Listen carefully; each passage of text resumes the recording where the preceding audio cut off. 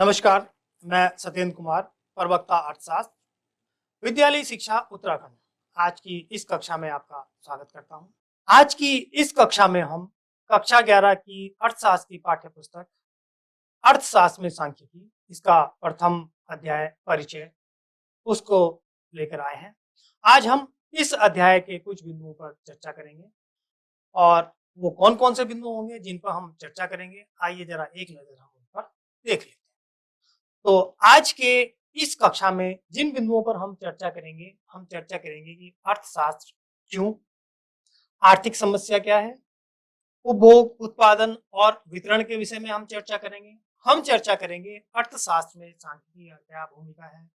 हम चर्चा करेंगे सांख्यिकी क्या है और हम चर्चा करेंगे कि सांख्यिकी क्या करती है। तो इन सभी बिंदुओं पर आज हम इस कक्षा में चर्चा करेंगे। तो चलिए फिर हम एक-एक करके इन सभी बिंदुओं को लेते हैं। जरा इस चित्र में देखिए, आपको कुछ दिखाई दे रहे होंगे। एक चित्र ये है, एक चित्र ये है। और अगर हम यहाँ पर पहले चित्र को देखें तो यहाँ पर एक लड़की कुछ खरीदारी करके आ रही है। तो हम दैनिक जीवन में देखते हैं कि जब हम कुछ खरीदारी करते हैं या कुछ अपनी आवश्यकता के लिए या अपने परिवार की आवश्यकता के लिए कुछ वस्तुओं को खरीदते हैं, तो उसको हम उपभोक्ता कहते हैं या उस समय हम उपभोक्ता होते हैं। या जिस समय हम कुछ वस्तुओं को बेच रहे हैं और उनसे हम आय प्राप्त कर रहे हैं, तो जब हम वस्तुओं को बेचते हैं तो उस समय हम विक्रेता होते हैं। तो ये दोनों काम, यानी हम या तो खरीद रहे हैं या बेच रहे हैं। जब हम बेचते हैं तो हम विक्रेता और खरीदते हैं तो उपभोक्ता। अगर हम किसी चीज का उत्पादन करते हैं, जैसे कि हम यहाँ पर देख रहे हैं, एक कृषक है, वो कुछ उत्पादन कर रहा है, तो जब हम किसी वस्तु का उत्पादन कर रहे हैं तो उस समय हम उत्पादक होते हैं। या जब हम कहीं पर किसी संस्थान में या किसी के यहाँ पर नौकरी कर रहे होते हैं तो उस समय हम कर्मचारी होते हैं। और जब हम ये नौकरी कर रहे होते हैं तो उसके बदले में हमको वेतन प्राप्त होता है, जिससे हमारी आजीविका चलती है। और यदि हमने कोई कंपनी खोली है, उसमें हमने लोगों को रोजगार पर रखा हुआ है, या हम कोई कंस्ट्रक्शन का काम कर रहे हैं, उसमें हमने मजदूरों को काम पर रखा हुआ है, या हम खेती का काम कर रहे हैं, हमने काश्तकारों को काम पर रखा हुआ है।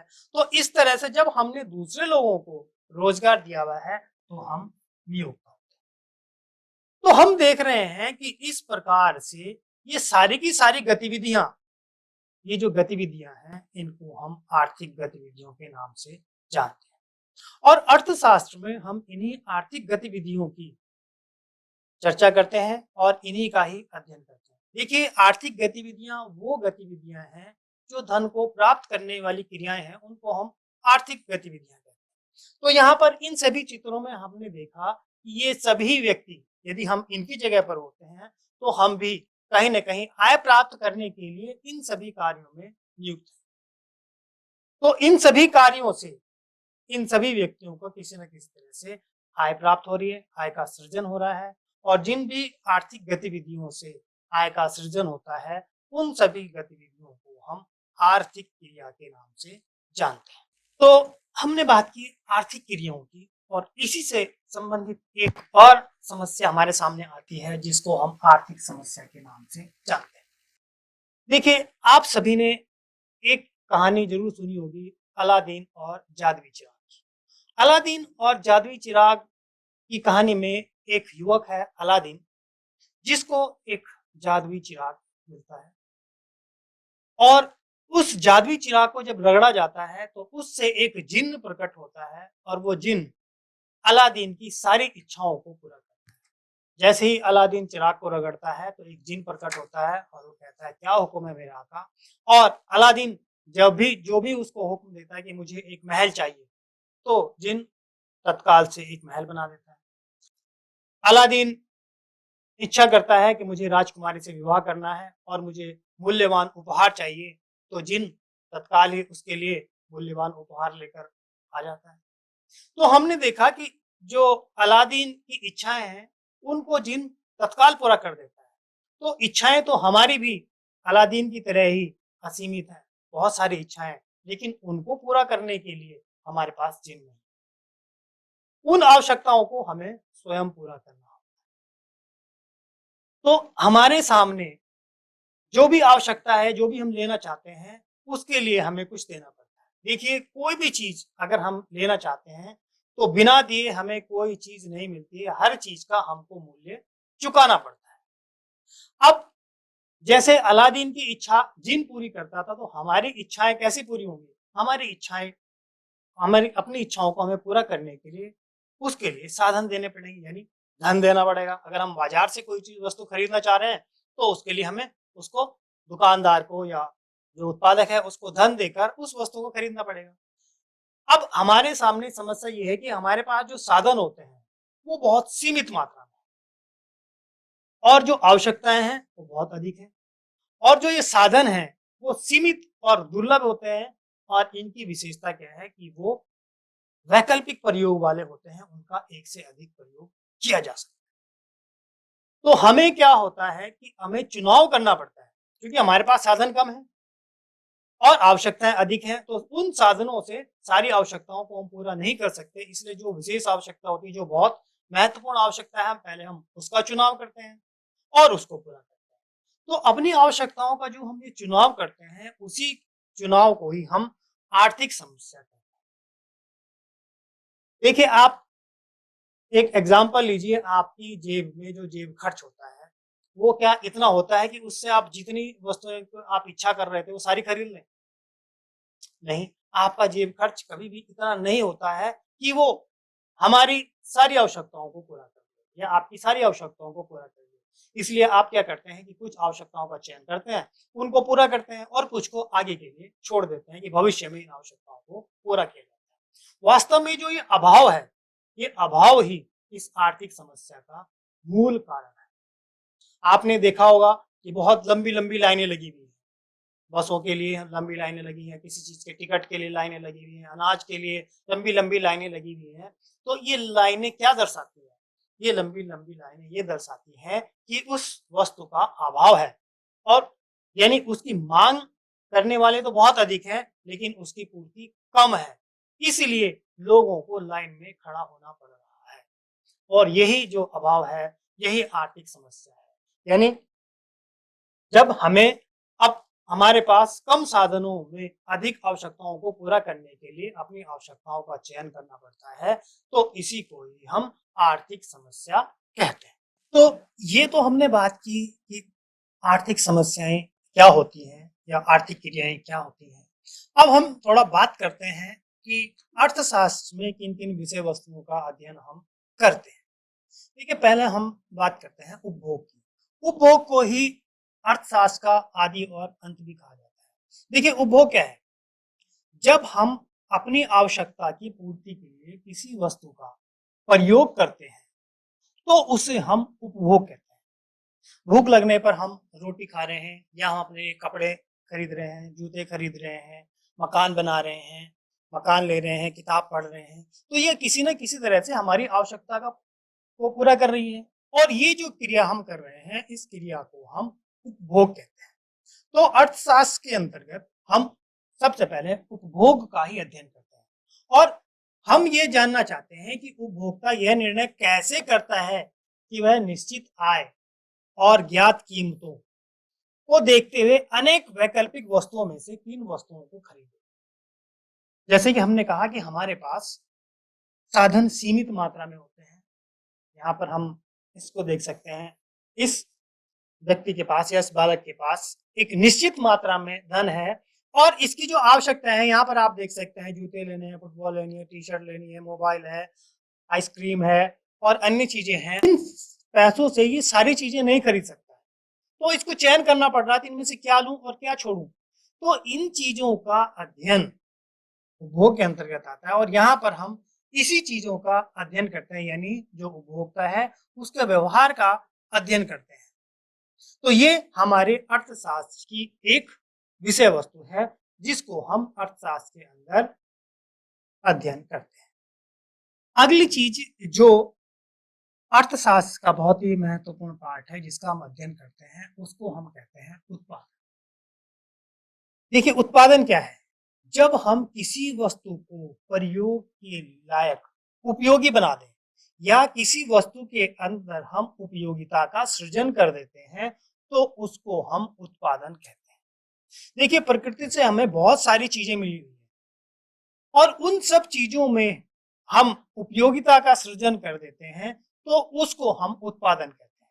मान लीजिए कि आप एक कुर्सी पर बैठे हैं, तो प्रकृति से हमें डायरेक्ट कुर्सी तैयार होकर नहीं मिली है, हमें लकड़ी मिली है और उस लकड़ी को हमने काट छाट कर कुर्सी का आकार दिया है और उस पर बैठे हैं। तो ये जो काट छाट कर उस लकड़ी को हमने बैठने के योग्य उपयोगी बनाया है, तो ये उपयोगी है। आप कार देखते हैं तो कार प्रकृति से ऐसे ही नहीं मिली हमें, एज इट इज ऐसे पैदा नहीं हुई है, बल्कि ये लोहा कहीं से लिया है, प्लास्टिक कहीं से लिया है और इन सबको हमने इकट्ठा किया और उसको एक उपयोगी बनाया, यानी उसको एक स्थान से दूसरे स्थान तक जाने योग्य उपयोगी बनाया। यानी उन सब चीजों को मिलाकर उसके अंदर हमने उपयोगिता का सृजन कर लिया है, तो वो उत्पादन कहलाता है। और इसी उत्पादन को हम अर्थशास्त्र में पढ़ते हैं। हम यह जानना चाहते हैं कि कोई भी उत्पादक जिसे अपनी लागत और कीमतों का ज्ञात है। देखिए, लागत क्या होती है? जब हम किसी वस्तु को बनाते हैं तो उस वस्तु को बनाने में हमारा कुछ खर्चा होता है, उसे हम लागतें कहते हैं। और जब वस्तु बेची जाती है तो जो हमें धन प्राप्त होता है वो उसकी कीमतें। तो हम ये इस उत्पादन के अंतर्गत ये देखते हैं कि उत्पादन अपनी लागतों और कीमतों के आधार पर कि ये कैसे चयन करता है कि बाजार में क्या उत्पादन किया जाए, और ये उत्पादन का अध्ययन है। यानी देखिए, जो भी उत्पादक होता है ये देखता है कि बाजार में किस चीज की मांग है। अगर मांग के अनुरूप हम उत्पादन करते हैं तो उत्पादन बिकता है, उत्पादक को भी आय प्राप्त होती है, उसमें काम करने वालों को भी आय प्राप्त होती है, उसमें संसाधन देने वालों को भी आय प्राप्त होती है और इससे अर्थव्यवस्था आगे बढ़ती है।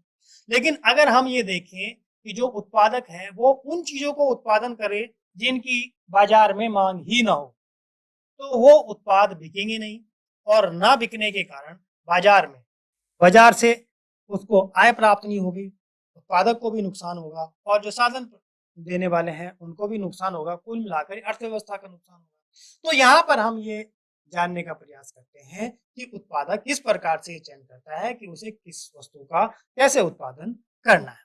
तो कुल मिलाकर हम जो अर्थशास्त्र के अंतर्गत उत्पादन का अध्ययन करते हैं। इसके अलावा एक और महत्वपूर्ण चीज जो हम अर्थशास्त्र के अंतर्गत जिसका अध्ययन करते हैं वो है वितरण। देखिए, हम जानना चाहते हैं कि राष्ट्रीय आय या कुल आय जो देश में उत्पादन से प्राप्त हुई है, जिसे सकल घरेलू उत्पाद कहते हैं। सकल घरेलू उत्पाद क्या है? जिसको हम जीडीपी के नाम से भी जानते हैं, ग्रॉस डोमेस्टिक प्रोडक्ट। तो ये जीडीपी क्या होती है कि एक वर्ष में किसी भी देश के अंदर उसके निवासियों द्वारा जितनी भी वस्तुओं और सेवाओं का उत्पादन किया जाता है उनका कुल बाजार मूल्य को अगर हम जोड़ दें तो उसको हम सकल घरेलू उत्पाद कहते हैं। तो वितरण के अंतर्गत हम ये जानना चाहते हैं कि राष्ट्रीय आय या कुल आय जो देश के उत्पादन से प्राप्त हुई है, मजदूरी, लाभ और ब्याज को छोड़कर कैसे वितरित किया जाता है। यानी जो आय प्राप्त हुई है उसका वितरण कैसे किया जाता है। जो मजदूरी है, जो व्यक्ति काम करता है उसको मजदूरी दे दी जाती है, जो उत्पादक होता है उसको लाभ मिलता है, जो पूंजी होती है उसको ब्याज मिलता है। देखिए, उत्पादन के साधन जो होते हैं भूमि होती है, पूंजी होती है और मजदूरी श्रम होती है। पूंजी को ब्याज मिलता है, श्रमिक को मजदूरी मिलती है, पूंजीपति जो उद्योगपति होता है उसको लाभ मिलता है और भूमि को लगान मिलता है। तो अब हमें राष्ट्रीय आय प्राप्त हुई है, जो हमने देश में उत्पादन किया है, तो उसका वितरण किस प्रकार से होता है, तो इस वितरण का अध्ययन भी हम अर्थशास्त्र के अंतर्गत करते हैं। तो इस वितरण के अंदर भी कई सारी गतिविधियां हैं जो अर्थशास्त्र का हिस्सा है।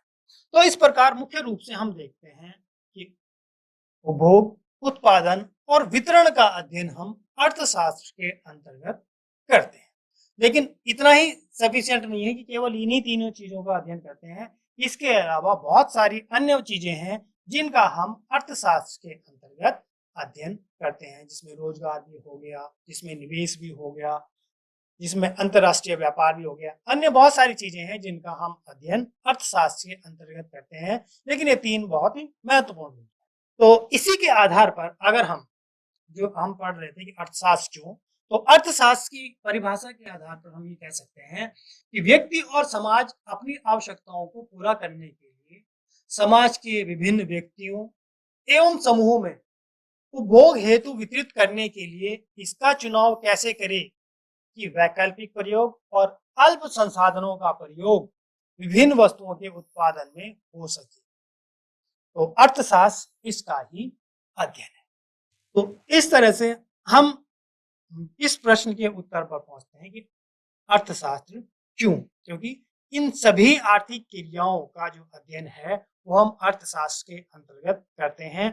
हमारा जो जीवन स्तर है, जीवन स्तर को उठाने में, जो जीवन यापन का हमारा स्तर है और जो देश की आर्थिक विकास है उसको आगे बढ़ाने में अर्थशास्त्र की बहुत महत्वपूर्ण भूमिका होती है।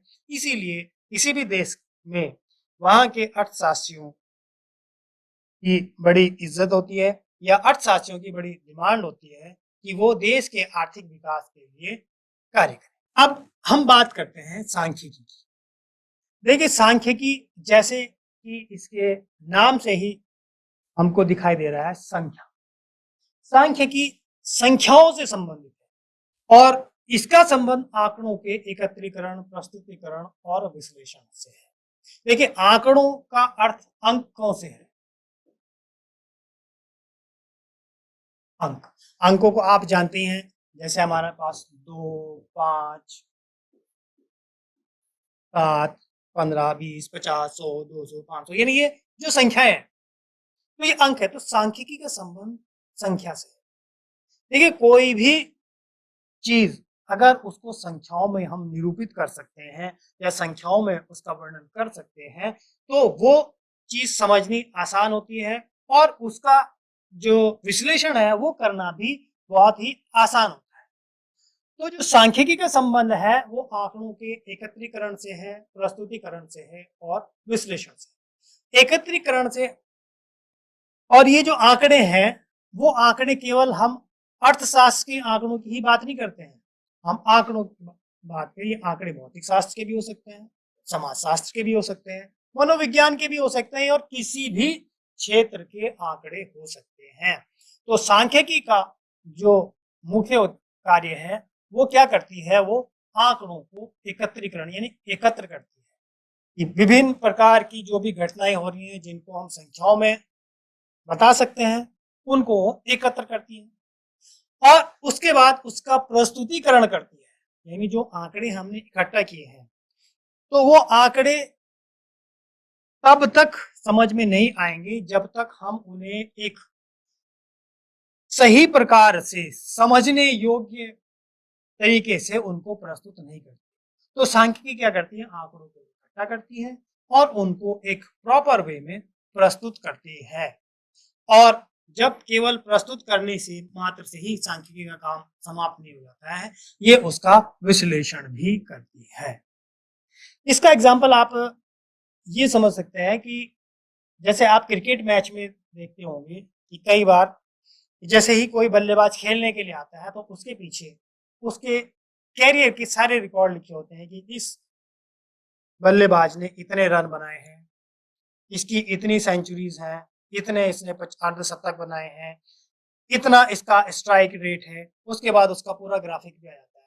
तो वो क्या क्या है, आंकड़ों को उन्होंने इकट्ठा किया है, उसके बाद उसको विश्लेषण किया, प्रस्तुत किया और विश्लेषण किया, तो तब जाके वो हमारे पास वो स्टैट्स या वो जो आंकड़े हैं वो दर्शाते हैं।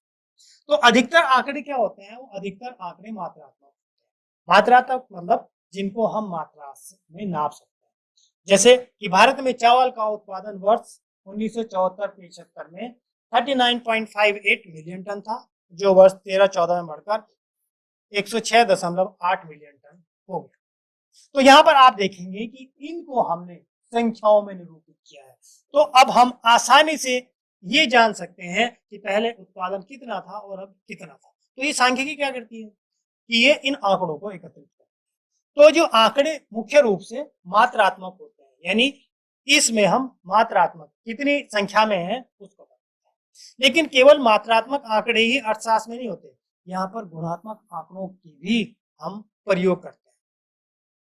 जैसे किसी व्यक्ति विशेष के बारे में या किसी विशेष समूह के बारे में जब गुणों की व्याख्या की होती है तो वो मात्रात्मक नहीं हो सकते हैं, उनको हम गुणों के रूप में नापते हैं। जैसे स्त्री पुरुष, कोई श्रमिक कुशल है कि अकुशल है, कोई काम अच्छा है कि खराब है, इस तरह के जब गुणों के आधार पर हम आंकड़ों को एकत्रित करते हैं तो गुणात्मक आंकड़े हैं।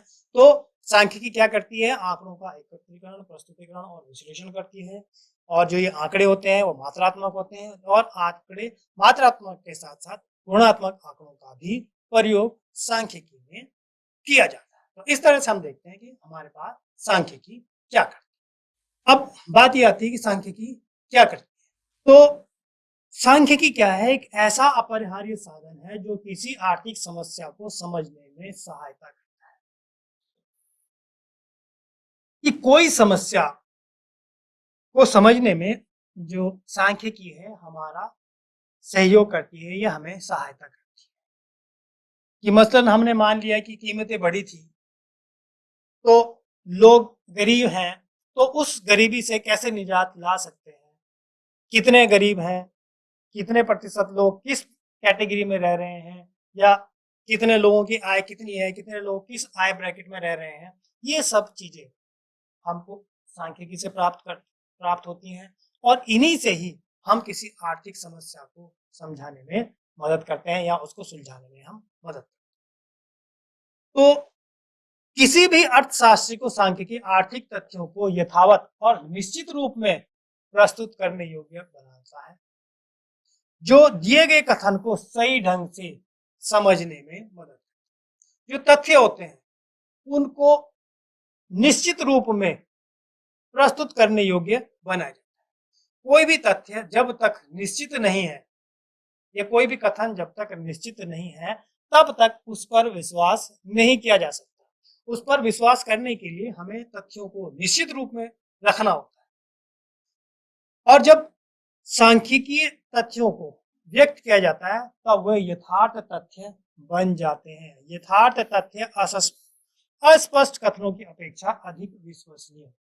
यानी जो तथ्य रखे जाते हैं वो यथार्थ होने चाहिए। जब तक यथार्थ तथ्य नहीं रखेंगे तो वो जो अस्पष्ट कथन है वो विश्वसनीय नहीं हो सकते। मसलन मान लेते हैं उदाहरण के लिए कि हमने कहा कि नेपाल में भूकंप आने से 300 लोगों की मृत्यु हुई, और इसी कथन को अगर हमने कहा कि नेपाल में भूकंप आने से सैकड़ों लोगों की मृत्यु, तो अब आप देखेंगे कि जहां पर हमने कहा सैकड़ों लोगों की मृत्यु हो गई और 300 लोगों की मृत्यु, तो जो यथार्थ तथ्य है, जो फैक्ट है, वो 300 लोगों, तो विश्वसनीय आंकड़ा क्या होगा, विश्वसनीय आंकड़ा ये होगा कि 300 लोगों की मृत्यु हुई। और जहां पर हम कहेंगे सैकड़ों लोगों की मृत्यु हुई है, वो आंकड़ा जो है वो विश्वसनीय नहीं। तो आंकड़ जो सांख्यिकी है वो आर्थिक तथ्यों को यथार्थ तथ्य बनाता है। वो वहां पर जाकर उनका, जैसे हमने कहा कि आंकड़ों का एकत्रीकरण करना और उनको यथार्थ रूप में प्रस्तुत करना। जो सांख्यिकी है वो आंकड़ों को संक्षिप्तीकरण करने में सहायता करती है। संक्षिप्तीकरण क्या हुआ, जैसे कक्षा 10 का बोर्ड का रिजल्ट घोषित हुआ तो हमने कहा कि इस वर्ष 87.2% का हमारा हाई स्कूल का रिजल्ट था, यानी 87.2%, यानी 87.2% बच्चे उत्तीर्ण। तो इतने सारे बच्चे जो हाई स्कूल की परीक्षा में बैठे थे, तो उन नंबर्स को हमने छोटा कर दिया कि 87.2%, यानी एक औसत निकाल दिया। तो बड़े से बड़े आंकड़ों को हम जैसे उसका औसत निकाल देते हैं या विभिन्न प्रकार के माध्य निकालकर हम उन आंकड़ों को छोटा कर देते हैं। अब इस छोटे करने से होता यह है कि हम आंकड़ों को आराम से समझ सकते हैं, या जो संख्याएं हैं उनको आराम से समझ सकते हैं, या किसी समस्या को समझने में ये जो संक्षिप्तीकरण है ये हमारा बहुत बड़ी सहायता करता है। तो जो सांख्यिकी है वो संख्यात्मक आंकड़ों को संक्षिप्तीकरण कर देता है। इसके अतिरिक्त जो सांख्यिकी का प्रयोग विभिन्न आर्थिक कारकों के बीच संबंध को ज्ञात करने के लिए किया जाता है। देखिए, संबंध को ज्ञात करने से आशय ये है कि मान लीजिए कि कीमतें बढ़ गई हैं, तो कीमतें बढ़ने से मांग पर क्या प्रभाव पड़ेगा। तो कीमतों के बढ़ने से मांग पर क्या प्रभाव है, तो इस संबंध को सांख्यिकी के द्वारा हम माप सकते हैं। या बेरोजगारी बढ़ रही है तो बेरोजगारी के कारण क्या हो सकते हैं, तो उसके संबंध को हम जो है सांख्यिकीय विधियों के द्वारा नाप सकते हैं। तो इस प्रकार जो सांख्यिकी है वो विभिन्न आर्थिक कारकों के बीच के संबंध को ज्ञात करने में हमारी सहायता करती है। अब इसी से संबंधित एक कहानी है जो अक्सर सुनाई जाती है कि सांख्यिकी विधियां जो है वो सामान्य बुद्धि का स्थानापन्न नहीं है। कैसे कि एक रोचक कहानी सुनाई जाती है कि ऐसा कहा जाता है कि एक बार 4 व्यक्तियों का एक परिवार, पति पत्नी और 2 बच्चे नदी पार करने निकले। पिता को नदी की गहराई की जानकारी थी, नदी की औसत गहराई, यहाँ पर ध्यान दें, औसत गहराई की जानकारी थी, अतः उसने अपने परिवार के सदस्यों के औसत कद का हिसाब लगाया। क्योंकि परिवार के सदस्यों का औसत कद नदी की औसत गहराई से अधिक था, इसलिए उसने सोचा कि हम सभी सुरक्षित रूप से नदी पार कर सकते हैं। अब जब वो नदी पार करने निकले, नदी पार करते समय जब वो नदी पार हुए तो उन्होंने देखा कि कुछ सदस्य पानी में डूब गए। अब उन्होंने फिर दोबारा हिसाब लगाया, यार नदी की जो औसत गहराई है वो तो इतनी है और हमारी जो औसत लंबाई है वो तो इसकी गहराई से अधिक है, तो हमें तो सबको पार निकल जाना चाहिए। कि सारा हिसाब तो ज्यों का त्यों, फिर कुनबा डूबा क्यों। लेकिन हम ये कह रहे हैं कि ये स्थानापन्न सामान्य बुद्धि का स्थानापन्न। देखिए औसत गहराई की जब हम बात कर रहे हैं तो औसत गहराई जहां पर है कि वो कुछ जगह ऐसा भी हो सकता है कि वहां पर नदी ज्यादा गहरी होगी, कुछ जगह ऐसा होगा कि वहां पर कम गहरी होगी। हम औसत कद की बात कर रहे हैं कि जब उन्होंने औसत कद निकाला, 4 लोगों का औसत कद निकाला, तो कुछ लोग उस औसत कद से अधिक ऊंचे रहे होंगे और कुछ उस औसत कद से कम रहे होंगे, इसलिए कुछ डूब गए। तो इसीलिए ये जो है कि औसतों के परिकलन में सांख्यिकी विधि का अथवा औसतों का दुरुपयोग का प्रयोग है ये। यानी यहाँ पर हमने अपनी सामान्य बुद्धि का प्रयोग नहीं किया, बल्कि सीधा सीधा हमने ये औसत का हिसाब लगा लिया, जबकि हमें यहाँ पर सामान्य बुद्धि लगाने की भी आवश्यकता थी कि अगर औसत गहराई इतनी है तो इसमें प्लस और माइनस भी कुछ हो सकते हैं। यानी कहीं पर नदी की गहराई अधिक भी हो सकती है और कहीं पर नदी की गहराई कम भी हो सकती है। तो जो सांख्यिकीय विधियां हैं वो सामान्य बुद्धि का स्थानापन्न नहीं है, यहाँ पर हमें अपने विवेक का भी प्रयोग करना पड़ता। तो ये तो हमारे आज का टॉपिक जो हमने यहाँ पर सांख्यिकी संबंध में समझा। अब इसी से संबंधित कुछ मूल्यांकन के प्रश्न हैं जो आपके साथ साझा करते हैं कि आर्थिक समस्या क्यों। देखिए आर्थिक समस्या उत्पन्न होने का कारण हमारी असीमित आवश्यकताएं और सीमित साधनों का होता है। यानी सीमित साधन और असीमित आवश्यकताओं के कारण ही आर्थिक समस्या उत्पन्न होती है। अगला प्रश्न जिसको हम ले सकते हैं कि आर्थिक क्रिया किसे कहते हैं। आर्थिक क्रियाएं क्या होती हैं। आर्थिक क्रियाएं वो क्रियाएं होती हैं जो या धन से संबंधित जो क्रियाएं होती हैं। तो अगला प्रश्न है कि आर्थिक क्रिया किसे कहते हैं। तो आय प्राप्त करने वाली जितनी भी क्रियाएं हैं इनको हम आर्थिक क्रिया के अंतर्गत रखते हैं। अगला प्रश्न कि सांख्यिकी क्या है। देखिए सांख्यिकी का संबंध आंकड़ों के एकत्रीकरण, प्रस्तुतिकरण और विश्लेषण से है। अगला प्रश्न कि सांख्यिकी क्या करती है। सांख्यिकी विभिन्न तथ्यों को समझने में हमारी मदद करती है। सांख्यिकी आंकड़ों को संक्षिप्तीकरण के रूप में प्रस्तुत करती है। सांख्यिकी विभिन्न प्रकार के तथ्यों के बीच में संबंध स्थापित करने का कार्य करती है। अब आपके लिए एक गृह कार्य है कि घर पर अपने माता पिता से चर्चा कीजिए और उनके द्वारा घर के खर्च का मासिक बजट किस प्रकार बनाया जाता है, क्या आप उन्हें इसमें बचत अथवा बेहतरी के कुछ उपाय सुझा सकते हैं। यानी आपने अपने माता पिता से ये चर्चा करनी है कि घर का जो मासिक बजट है वो किस प्रकार से बनता है, किस प्रकार से कितनी हमको आय होती है, किस प्रकार से हम खर्चा करते हैं और किन किन खर्चों को हम करते हैं, किन किन वस्तुओं पर खर्चा करते हैं, किन किन सेवाओं पर हम खर्चा करते हैं और कितना हमारी आय और व्यय है। तो इसका आप उनसे चर्चा कीजिए कि किस प्रकार से हम अपना बजट बनाते हैं। इसके अतिरिक्त एक अन्य अभ्यास कार्य आपके लिए कि अपने परिवार के सदस्यों के विभिन्न क्रियाकलापों की सूची बनाइए। क्या आप उन्हें आर्थिक क्रियाकलाप कहेंगे? अपने साथियों एवं शिक्षक शिक्षिका से चर्चा कीजिए। यानी आपके जो परिवार के सदस्य हैं वो विभिन्न प्रकार की आर्थिक गतिविधियों में क्रियाओं में संलिप्त होंगे। जैसे कि हमने पहले ही बात की इसमें कि बहुत से लोग कुछ उत्पादक हैं, कुछ उपभोक्ता हैं, कोई व्यापारी है, कोई कर्मचारी है, कोई नियोक्ता है। तो आपके परिवार के सदस्य विभिन्न प्रकार के क्रियाकलापों में लगे हुए हैं, तो उनके क्रियाकलापों की आप सूची बनाइए और देखिए कि क्या वो आर्थिक क्रियाकलापों में संलिप्त हैं या वो उनको हम आर्थिक क्रियाओं में संलिप्त कह सकते हैं या वो किन-किन आर्थिक गतिविधियों में कार्यरत हैं। तो उनकी सूची बनाइए और क्या वो आर्थिक क्रियाओं के अंतर्गत आती भी हैं या नहीं, इसकी चर्चा आप अपने साथियों के साथ कीजिए, अपने शिक्षक-शिक्षिकाओं के साथ कीजिए। तो ये था हमारा आज का अध्याय, जिसे हमने अर्थशास्त्र में सांख्यिकी पुस्तक का प्रथम पाठ परिचय से लिया। इसके बाद दूसरे पाठ के साथ फिर दोबारा आपसे भेंट होगी। धन्यवाद।